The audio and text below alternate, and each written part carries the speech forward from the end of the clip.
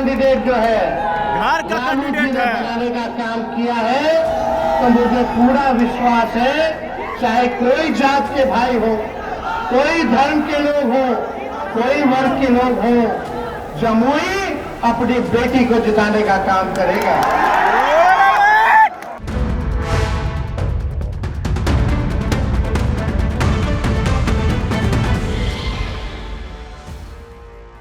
नमस्कार, स्वागत है आपका कैपिटल टीवी बिहार के खास शो चुनावी चौसर में और मैं हूं आपके साथ आत्मजा।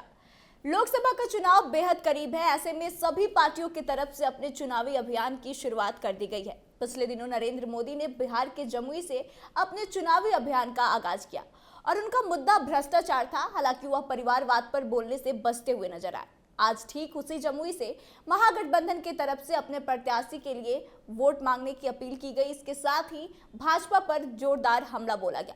बता दें कि पहली दफा मुकेश सहनी के साथ साथ तेजस्वी यादव और महागठबंधन के तमाम नेता जमुई में मौजूद थे, जहां कि चिराग पासवान पर और बीजेपी पर तेजस्वी यादव ने करारा हमला बोला है। साथ ही चिराग से सवाल किया है, नरेंद्र मोदी से सवाल किया है। चिराग से उनका सवाल था कि दामाद फर्स्ट है या फिर बिहार फर्स्ट है, क्योंकि चिराग पासवान अक्सर बिहार फर्स्ट, बिहारी फर्स्ट का नारा देते हुए नजर आते हैं।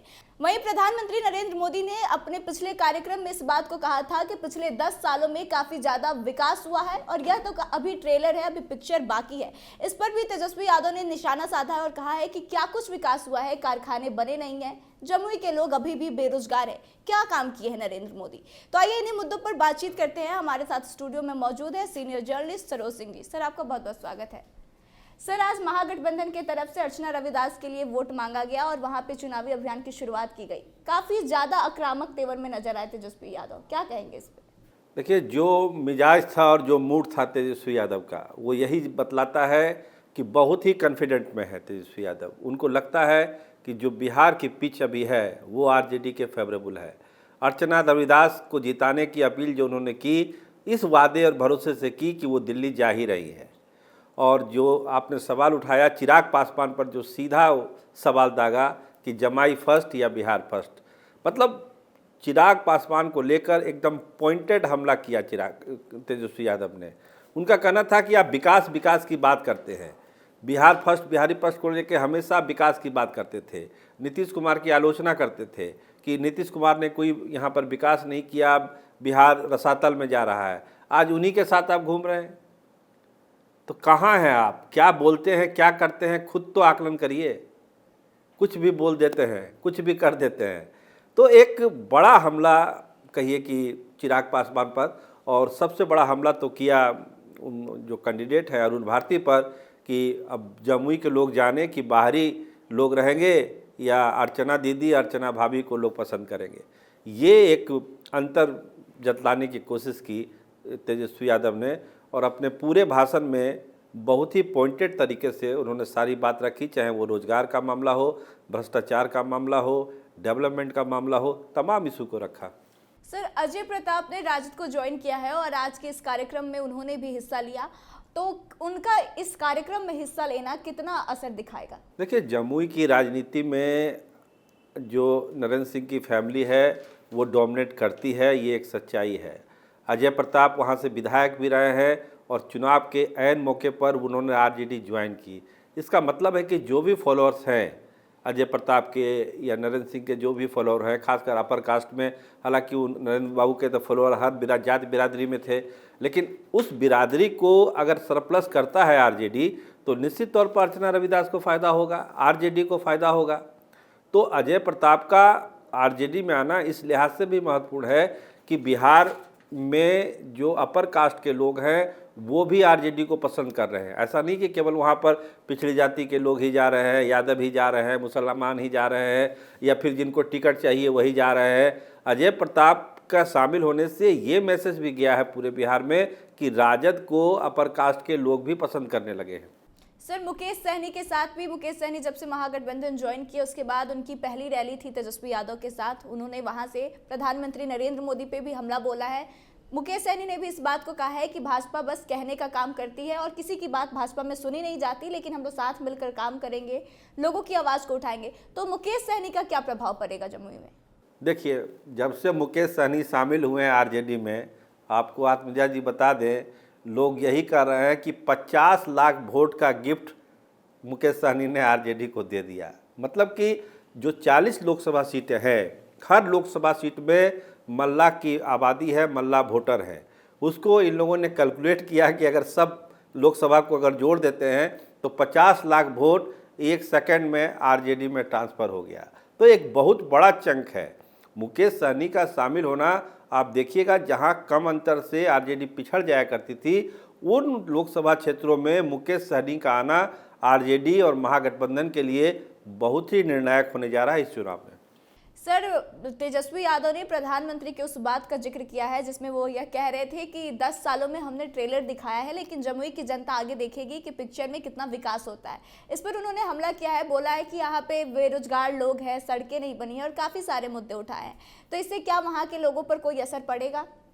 देखिए, एक तुलना किया उन्होंने, रेल मंत्री के तौर पर तुलना किया कि जब लालू प्रसाद मेरे पिताजी रेल मंत्री थे, नौकरी लोगों को बटा, रेलवे मुनाफे में आया, किराया देखिए, उन्होंने पब्लिक से पूछा कि आज किराया कितना है रेलवे का, लोगों ने कहा कि दुगना तिगना हो गया।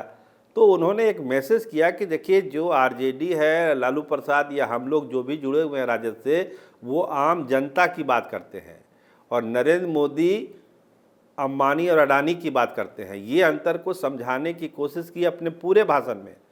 जो आम गरीब गुरबा है उससे कनेक्ट, जो जैसे लालू प्रसाद की जो शैली होती थी भाषण की, उसी अंदाज में आम लोगों से कैसे कनेक्ट हो, गरीब गुरबा से कैसे कनेक्ट हो। बाकी जो उनका अपना वोट बैंक है उसको तो कनेक्ट वो करते ही करते हैं, लेकिन और लोगों को कैसे कनेक्ट कर दें।